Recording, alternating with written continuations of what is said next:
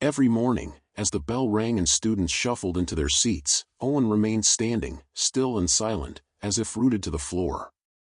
His classmates would glance at him curiously, some with confusion, others with thinly veiled amusement. A few whispered jokes passed between the rows, and though the laughter was quiet, it was sharp enough to cut. Yet Owen never responded. He kept his gaze low, his arms stiff by his sides, and his expression unreadable. The teacher, a young woman named Miss Carter, tried her best at first. She would kneel beside him with a soft smile, gently ask him to take a seat, even offer praise or small rewards. But Owen never moved. Day after day, she grew more frustrated, her voice becoming a little firmer, her patience wearing thinner. "Owen, this has to stop," she would say, trying to mask her irritation. "There's nothing wrong with the chair." But Owen didn't seem to hear her, or perhaps, he simply couldn't. His body would tense, his breathing shallow, his eyes flickering briefly toward the chair with something close to panic. To the others, it looked like stubbornness.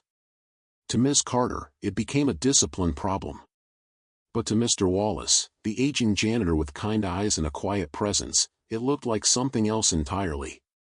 He had noticed the boy long before others had. As he swept the floor or fixed a light bulb near the classroom, he'd catch glimpses of Owen standing there, stiff as a board, his small fists clenched at his sides. There was fear in that boy, raw and silent. Mr. Wallace had seen hundreds of students pass through those hallways, but something about Owen stayed with him. It wasn't just the standing, it was the way his eyes darkened whenever he looked at a chair, the way his whole body recoiled when someone pulled one out too fast or let it scrape loudly across the floor. It was as though the object held a memory, a weight too heavy for a child to bear. And while the teachers chalked it up to bad behavior, Mr. Wallace began to feel a growing certainty deep in his chest: this child was not acting out. He was protecting himself from something no one else could see. One quiet, late afternoon, the golden sunlight slanted through the classroom windows, casting long, warm shadows across the empty desks. Most of the children had gone home, their laughter and chatter fading into the distance. The school had settled into that in-between hush, where only the occasional creak of a door or the soft hum of the lights remained. Mr. Wallace stood just outside the room, mop in hand, pretending to clean the hallway. In truth, he was waiting, watching. His eyes flicked to the boy still sitting silently at his desk, alone. Owen. Miss Carter had already left, her face tight with exhaustion and frustration, as it often was when she spoke of Owen. "He just won't sit down," she had muttered under her breath. "I don't know what else to do with him." And then she was gone, leaving the boy once again in the care of time and silence. Owen didn't move. His small frame seemed carved from stone, still and isolated in a room that had once been full of life. Mr. Wallace knew better than to speak too soon. He had been watching this boy for weeks, not out of duty, but out of something deeper. A quiet ache that whispered, "He reminds you of yourself." After a few moments, Mr. Wallace slowly stepped into the classroom. Each footfall was gentle, almost reverent, as though he didn't want to scare off a bird that might fly away if startled. He approached Owen slowly, crouching down near him, not too close, but close enough that the boy would know he was there. "Hey, Owen," Mr. Wallace said softly, his voice barely above the hush in the room. "Mind if I sit with you for a bit?" Owen didn't respond. His gaze remained fixed on a smudge on the desk, his face expressionless. But Mr. Wallace noticed the slight twitch in his hand, the brief flicker of his eyes toward him. It was subtle, but it was something. A signal. The janitor didn't try to fill the silence. Instead, he sat cross-legged on the floor beside Owen's desk. From the pocket of his apron, he carefully pulled out a small, hand-carved wooden bird, its wings smoothed by time and the pressure of fingers seeking calm. "I made this a long time ago," he said gently, setting it down between them. "When I was your age, I used to carry it around in my pocket. Whenever I felt like the world was too loud, or too heavy, I'd hold it. Just to remind myself to breathe." Owen didn't reach for the bird. But his eyes flicked to it, then back to his desk, then to it again. A hesitation, a curiosity, small signs, barely there, but enough. Mr. Wallace continued, more quietly now, as if telling a secret. When I was a kid, I hated sitting still. Not because I was bad or didn't want to listen, but because the people who told me to sit, they never asked why I couldn't. They just made me feel like something was wrong with me. For the first time, Owen shifted slightly in his chair. His posture softened. He didn't look directly at Mr. Wallace, but the air between them seemed to change, no longer thick with resistance, but open with unspoken understanding. I see you, Owen, Mr. Wallace said, his voice steady and kind. You're not bad. You're not broken. You're just trying to be heard in a world that doesn't always listen. The boy didn't speak. He didn't move much. But his eyes filled with something fragile, something like trust. And in that quiet classroom, lit by fading sun and surrounded by silence, two hearts sat side by side, one weathered by time, the other bruised by confusion. And for the first time in a long time, neither of them felt alone. After that moment, there was a subtle but undeniable shift, not just in Owen, but in Mr. Wallace too. The quiet of the school hallways seemed to settle differently as Owen began to linger longer after class, his presence a quiet disruption to the usual solitude of the janitor's routine. At first, he did not speak much, but there was a change in his eyes, less emptiness and more curiosity. He would find a reason to stay, even if it was just to tie his shoelaces slowly by the door, dragging out the task to steal a glance at Mr. Wallace, who worked silently but with an almost unseen care. It wasn't that Owen had to talk. He never did. But the way he watched, the way his fingers would nervously twist around the bird Mr. Wallace had carved for him, these actions spoke louder than words ever could. Mr. Wallace had always been used to cleaning in silence, but now there was a strange comfort in the stillness that stretched between them. The emptiness had softened into something less tense, as if they had both finally found a rhythm together, even without exchanging many words. Their days filled with an unspoken understanding, where Owen was no longer just an observer in the background, but someone quietly present in the space they shared. The shift wasn't immediate, but over time, the boy seemed to let go of some of the defensiveness that had kept him isolated. His shoulders, once hunched with a tense weariness, began to relax, and his gaze, which had once been distant and unyielding, now flickered with something more, a touch of openness. And it wasn't just in the way he looked at Mr. Wallace, but in the way his body language softened, as if he was no longer waiting for the next moment of rejection. It was as though, for the first time, he wasn't bracing for something bad to happen. He just stayed. And then, one quiet afternoon, as Mr. Wallace focused on scrubbing a particularly stubborn mark from the tiled floor, he heard it. The voice that had barely uttered a word in weeks, breaking the silence. Did you make other ones? Owen's voice was small, uncertain. It cracked in places, as if it hadn't been used in far too long, as though the simple act of speaking had become an effort. But it was there, soft and fragile, carrying with it an unspoken question. It was a flicker of something vulnerable, something the boy had hidden so deeply, so far within himself that even Mr. Wallace hadn't expected it. Mr. Wallace stopped, his hand frozen on the mop handle. It was not shock that stopped him, but a deep, deliberate care. He didn't want to disturb the moment, this fragile exchange between them. Slowly, he lifted his gaze, meeting Owen's eyes, and smiled gently, knowing this moment wasn't just about the bird or the crafts, it was about trust. Yes, he replied quietly. I've made a lot. Birds, animals, and even a dragon, once. His voice was calm and steady, but in his heart, there was a stirring, something raw, a recognition of what this moment truly meant for both of them. Owen blinked, his fingers tightening around the wooden bird as though he were processing the weight of the words, as if something deeper had clicked within him. And then, almost imperceptibly, he asked, "Can you show me how?" His voice was so small, barely a whisper, but it felt like a door opening just slightly, an invitation, an offering, a chance for connection.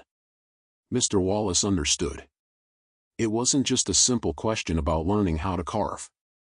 No, this was more than that.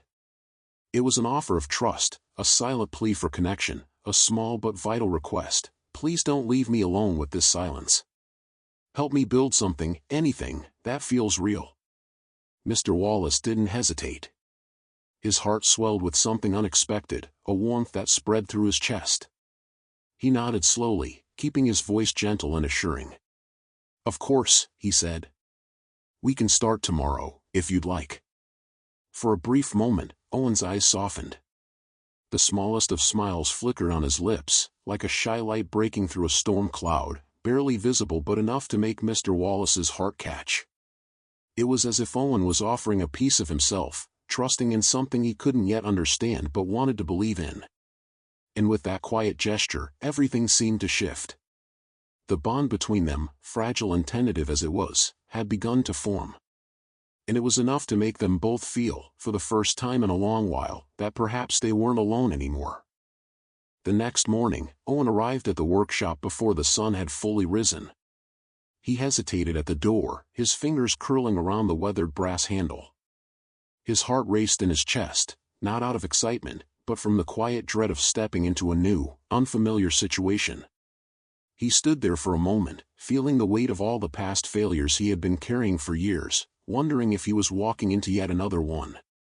He had never been good at sticking with things, especially things that demanded patience or precision. But something about Mr. Wallace's calm, patient demeanor from yesterday had stuck with him, like a small light in the back of his mind, flickering quietly, asking him to try again. Mr. Wallace, as expected, had already been working in the shop. The morning air was thick with the earthy scent of wood shavings and the faint smell of fresh pine, and the room felt like a sacred place, still and calm, yet alive with the energy of creativity. It was a far cry from Owen's usual world, where noise and chaos reigned. This space was different. It was older, quieter, yet it hummed with life in a way he hadn't noticed before. Mr. Wallace looked up from his workbench, meeting Owen's gaze with an unhurried smile, his eyes kind but not pitying.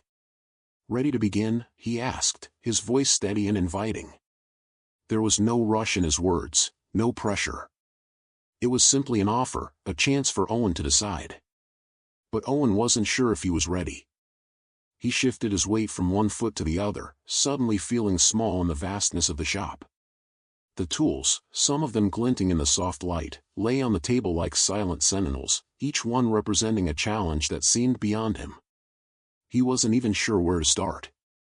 He could hear the steady ticking of a clock in the corner, and in that moment, it felt like every second was pressing down on him, urging him to either take a step forward or retreat back into the safety of his own isolation. His fingers curled tighter around the doorframe, a familiar feeling of anxiety creeping in. But then he remembered the way Mr. Wallace had listened yesterday, the way he didn't rush him, didn't judge him for being hesitant. Owen's heart gave a small, tentative thump, and he took a breath. Slowly, he stepped inside, each footstep more deliberate than the last. The sound of his boots on the wooden floor echoed softly in the space. He approached the workbench, his body feeling heavy as though the weight of all his uncertainties was sitting squarely on his shoulders. Mr. Wallace nodded toward the array of tools, then picked up a chisel and handed it to Owen. His fingers grazed against Owen's hand as he passed it over, but it wasn't in a way that felt forced or intrusive, just a gentle, unspoken gesture of trust. "Take this," he said, his voice low and steady, "and start with this block of wood. The first cut is always the hardest. But it's the one that begins everything." Owen stared at the block of wood for a long time, almost as if he could will it into shaping itself. It was simple, just a small square of unfinished wood, but to Owen, it represented something far more complex, an opportunity to either succeed or fail, to prove to himself that he could make something, anything, of value. His hands trembled slightly as he took the chisel, his fingers not quite steady, as though they weren't sure what to do next. He felt a wave of frustration bubbling up, wanting to lash out at the piece of wood, to destroy it before it could remind him of his limitations. But Mr. Wallace's calm gaze never left him. There was no judgment, no impatience, just quiet encouragement. Owen took a deep breath, trying to still the anxiety that had built up in his chest. Slowly, carefully, he made his first cut. It was shallow, awkward, but it was a start. For a moment, he simply stood there, the chisel in his hand, the wood now slightly scarred by his actions. He wasn't sure if it was perfect, but it didn't matter. His hand didn't tremble as much now. The next cut came easier, the one after that even smoother. Each motion seemed to pull him deeper into a rhythm, as if the simple act of carving was a meditation that allowed him to forget, if only for a moment, the weight of his past. The sun was higher in the sky by the time he finished his first rough cut, and although the piece wasn't anything remarkable, just a rough, jagged shape, it felt like something far greater to Owen. He stepped back and looked at it, his eyes narrowing in concentration. It wasn't perfect. It wasn't finished. But it was his work. And for the first time in a long time, he felt a flicker of pride. Mr. Wallace, still working quietly in his corner of the shop, glanced over at Owen, a small, approving smile curving at the edges of his lips. There was no grand praise, no loud congratulations. Just a quiet acknowledgement of Owen's effort, the way the lines of his face softened in approval. That was all Owen needed. The rest of the day passed by in a quiet, focused haze. The sounds of chisels and wood scraping filled the air, the only interruptions being the occasional sigh from Owen as he made a mistake or the soft click of tools being put back into place. With each passing hour, his confidence began to grow, not because of any grand revelation, but because of the small, almost imperceptible shifts inside him. The act of creating something with his hands, something that wasn't meant to be perfect, was teaching him a different kind of lesson. By the time he left, the workshop was bathed in the soft glow of late afternoon sunlight. Owen stood at the door for a moment, the wooden piece in his hands now feeling like an old friend. It wasn't finished, not by a long shot, but it felt right in his hands. As he walked out into the cool evening air, there was a subtle shift within him. He wasn't sure if it was the beginning of something new, but for the first time in a long time, Owen felt like maybe, just maybe, he was beginning to trust himself again. Over the next few days, Owen's routine shifted in subtle but significant ways. He began to wake up earlier than usual, an unfamiliar but welcomed sense of purpose replacing the unease that had plagued him for months. For the first time, he didn't dread the morning hours, and the thought of heading to the workshop no longer filled him with the same hesitation. He found himself looking forward to the quiet hours before Mr. Wallace arrived, when the workshop was still, and he could focus solely on the wood before him without any distractions. The anticipation was almost tangible in the air, like the calm before a storm, except it wasn't a storm. It was something gentler, more measured. The anxiety that had followed him like a shadow was now replaced by a steadier, quieter feeling. Each morning, he stood in front of the workshop door, staring at the weathered wood, feeling its grain under his fingertips. The touch grounded him, and in these moments, he felt something stirring in him, something he hadn't allowed himself to feel in years: hope. A hope that was fragile but real, and in that hope, he saw something clearer than he had in a long time. It wasn't about carving something perfect. It was about carving something real, something that reflected him, no matter how rough or unfinished. By the fourth morning, Owen was already at the shop before Mr. Wallace, standing there with a quiet sense of pride that felt unfamiliar, almost foreign to him. The silence of the morning felt sacred. The coolness of the air nipped at his skin, the faint scent of dew heavy in the breeze. His breath slowed as he looked out over the small, humble yard that led to the shop. The world around him seemed to hold its breath, as if everything was waiting for him to make the first move. When Mr. Wallace arrived, there was no surprise in his eyes, just a quiet nod and a simple, "Good morning." It was almost as if he had expected this, as if he had been waiting for this change in Owen, though Owen couldn't have explained why. There was a calm confidence in the way Mr. Wallace carried himself, a kind of quiet authority that Owen admired. His own nerves flared momentarily as he stood there, holding the new piece of wood Mr. Wallace had handed him. The weight of the wood felt different in his hands today.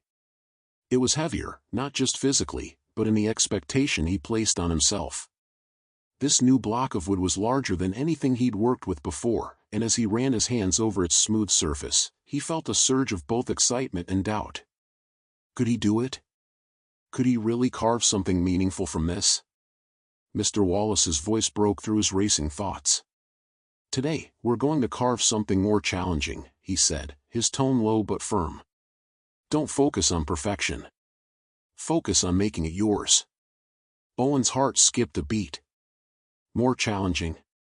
His mind immediately began to race with doubts, imagining all the ways he could fail, but Mr. Wallace's steady gaze anchored him. It was as if the old man knew exactly what Owen needed to hear. "Just focus," Mr. Wallace added, as if reading Owen's mind, "and take your time." There it was again, take your time. Owen had never been good at that. Patience was a foreign concept to him, something he had never learned to embrace. But something about Mr. Wallace's steady presence made him feel like it was possible. As Mr. Wallace settled into his own workbench, Owen found himself staring at the piece of wood before him. His fingers traced its surface slowly, hesitantly at first. He could feel the grain, the texture, the potential. His chest tightened, but this time, he didn't back away. He gripped the chisel firmly, positioning it against the wood with a sense of purpose. The blade felt like an extension of his hand, steady and sure, though the nerves remained. The first cut felt terrifying, but as the blade slid through the wood with a satisfying resistance, something inside him shifted. The sound of the chisel biting into the wood was a rhythmic pulse, grounding him, slowing his thoughts. He took another cut, then another. Each slice of the chisel felt like a release, like the tension in his shoulders, the doubts in his mind, were slowly beginning to ebb away. He made a mistake once, his hand slipped, and the wood didn't take the shape he'd intended. A rush of frustration boiled inside him, and for a moment, he almost stopped. But then he looked at Mr. Wallace again. The old man was still working quietly, his movements fluid and effortless. He wasn't rushing, and he wasn't concerned with perfection. He was just carving, just letting the wood take shape under his hands. Taking a deep breath, Owen tried again, this time with more care. Slowly, steadily, he chipped away at the wood, his movements becoming more confident with each cut. There was still doubt in his mind, but it was quieter now, more distant. As the hours passed, the piece began to take shape. It wasn't perfect, far from it, but it was a start. It was his. At the end of the day, Owen stepped back from the workbench, wiping the sweat from his brow. He looked at the block of wood before him, and for the first time, he saw something other than the imperfections. It wasn't finished, and it wasn't flawless, but it was something he had created. It was real. The weight in his chest had lifted, replaced by a quiet satisfaction that he hadn't expected. It was more than just the wood. It was a sense of accomplishment, of progress, and more importantly, of belief. Mr. Wallace came over to inspect Owen's work. He didn't offer immediate praise, but Owen wasn't looking for that. Instead, he stood quietly, waiting for the older man's assessment. After a long moment, Mr. Wallace spoke, his voice as steady as ever. "It's not perfect," he said, his gaze running over the lines and angles, "but it's yours. And that's all that matters. You're learning to see the process, Owen. Keep going." Owen's heart swelled with something he hadn't felt in years, pride, not in the work itself, but in the fact that he had done it. He hadn't quit. And for the first time, he knew that no matter how many mistakes he made, he would keep going. He would carve and shape, and each day, he would be a little closer to understanding what it meant to create something meaningful. The feeling of failure no longer held him back. He was ready to take the next step. As he left the workshop that evening, the sky a canvas of fading light, Owen couldn't help but feel a new kind of peace. It wasn't the kind that came from finishing a task or achieving perfection. It was the kind that came from accepting the journey, from knowing that he didn't have to have all the answers yet. There was time to grow, time to learn, and for the first time in a long time, he didn't feel afraid of it. As the days slowly stretched into weeks, Owen found himself both overwhelmed and strangely comforted by the steady rhythm of life at the workshop. At first, it was a place that intimidated him, an unfamiliar space filled with strange tools and heavy machinery. His hands had never worked with wood before, and each day felt like a test, his mistakes piling up like unmarked failures. But as the days went by, the workshop began to transform in his eyes. The sharp smells of sawdust and fresh-cut wood, the hum of the machinery, these sounds no longer filled him with unease. Instead, they became familiar, grounding him in a way that he hadn't expected. Every day, he learned a little more, not just about the craft, but about himself. The journey, however, wasn't without its moments of doubt. On one particularly frustrating afternoon, Owen found himself staring at a piece of wood that refused to bend to his will. The grain seemed to fight against his chisel, the shape he had envisioned slipping further and further out of reach. He had been carving for hours, sweat beading on his forehead, his hands sore and raw. He felt his patience thinning, each failed attempt eating away at his confidence. The longer he worked, the more it felt like he was chasing something unattainable, and the frustration gnawed at him relentlessly. Finally, with a sharp, frustrated motion, he slammed the chisel down on the workbench, the sound of metal meeting wood echoing through the quiet room. He pulled his hands back, his breath coming in shallow gasps. His heart raced in a mix of exhaustion and frustration. It wasn't just the wood, it was everything. Everything he had failed at, everything he was trying to escape. The weight of his past mistakes, the failure of relationships, his father's disapproval, his own self-doubt, pressed down on him. He sat down on a nearby bench, his head buried in his hands, overwhelmed. What was the point? Why did he keep pushing himself when nothing ever turned out right? His mind spun in circles, replaying his mistakes, each one more painful than the last. He couldn't stop thinking that maybe he wasn't good enough for this. Maybe he was just fooling himself, chasing after something that wasn't meant for him. He had tried to escape his insecurities, but here they were, creeping back in, invading the space he thought he had made for himself. The silence in the workshop was deafening, and Owen's isolation was palpable. He didn't hear Mr. Wallace approach until he heard the old man's gravelly voice speak gently, "Hard day, Owen?" Owen looked up, surprised to see Mr. Wallace standing in the doorway, his face soft with understanding. The old man's presence was a steadying force, something Owen had come to rely on over the past few weeks. Mr. Wallace had a way of being there without being intrusive, offering guidance without pushing too hard. "I can't get it right," Owen muttered, his voice tight with emotion, as if saying the words out loud made them real. "I've been at this for hours, and it's just not working. Every time I think I'm close, I mess up again." There was a long pause before Mr. Wallace spoke again. He didn't rush in to offer solutions or lecture Owen about perseverance.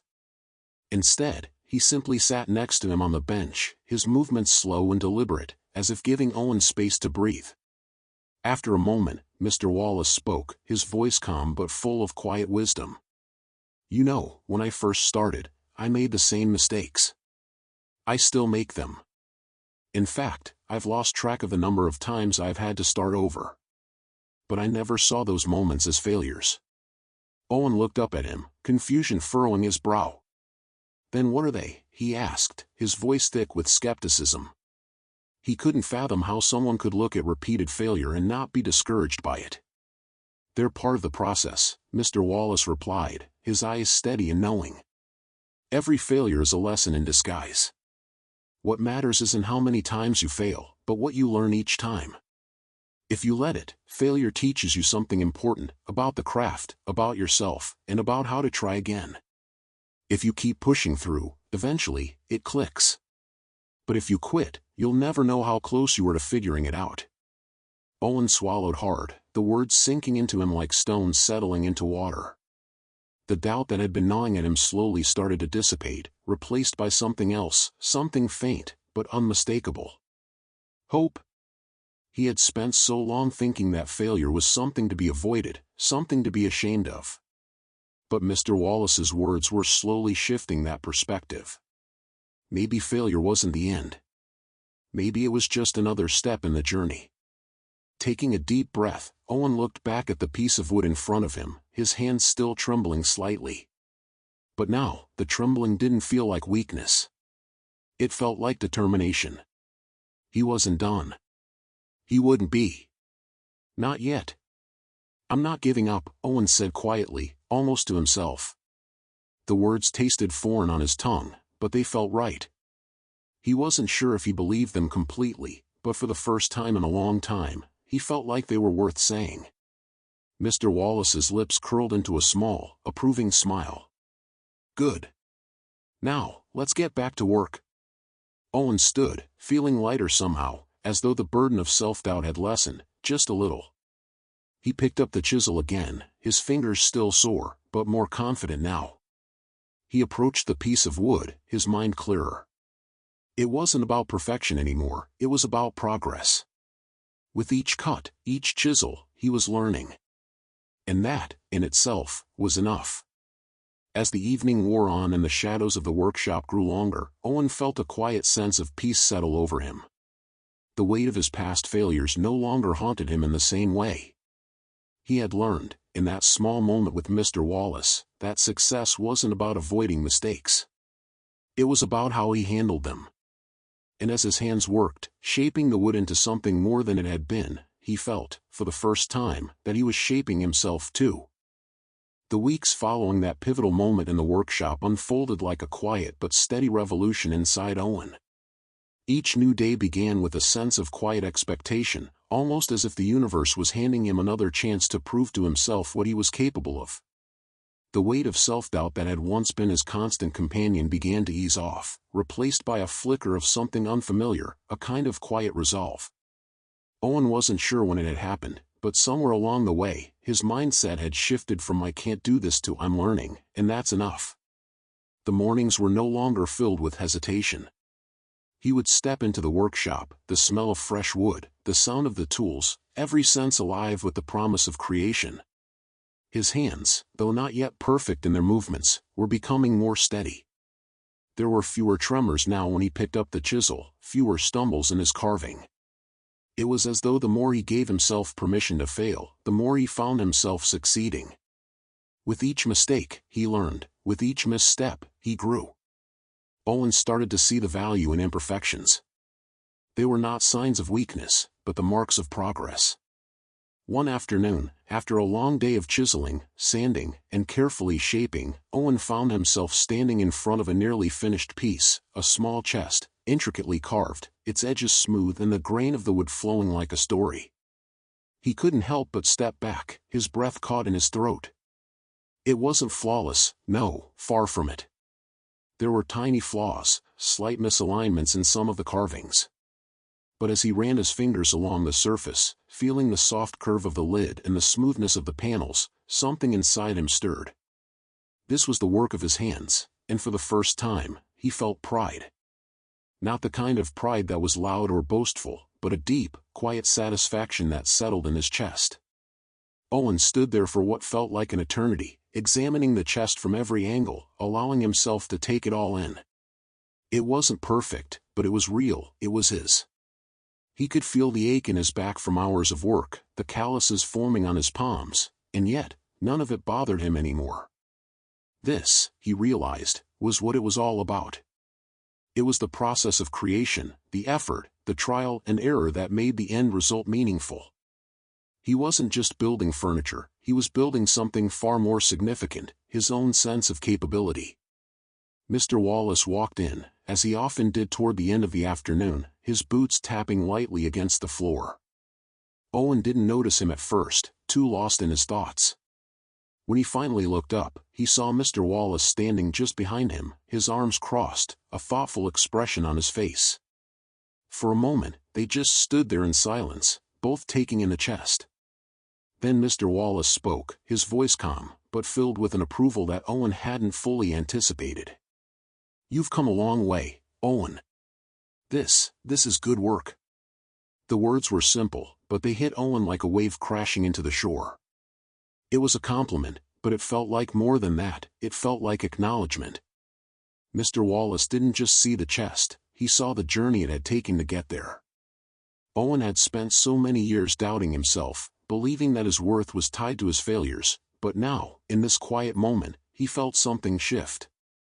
Perhaps it wasn't just the work that mattered, it was the perseverance, the willingness to keep going even when the path was unclear, that made him capable of doing something like this. For the first time, Owen smiled. It wasn't a forced smile or one tinged with disbelief, but a genuine expression of gratitude. "Thanks," he replied, his voice a little softer than usual. "I'm starting to think it might be something I can do after all." Mr. Wallace grinned and clapped him on the shoulder.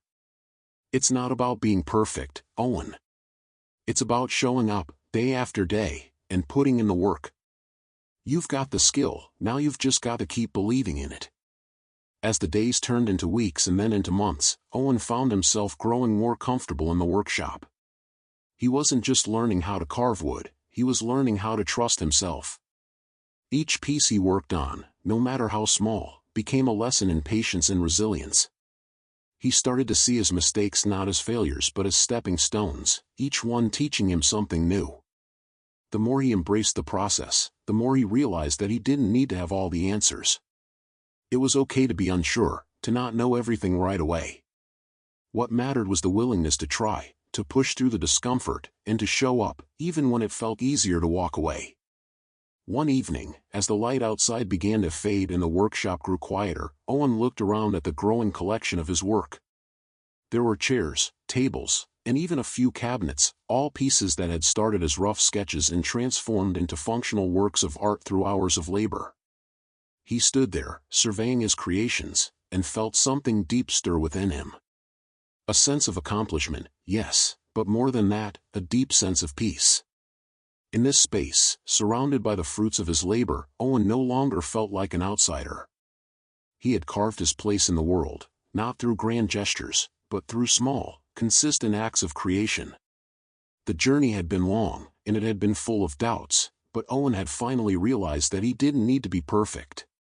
He just needed to keep carving, keep showing up. And in doing so, he had carved out a life for himself, one filled with purpose and the quiet satisfaction that comes from doing something well. As the sun set on another day in the workshop, Owen sat down, his hands tired but content. For the first time in years, he felt truly at home.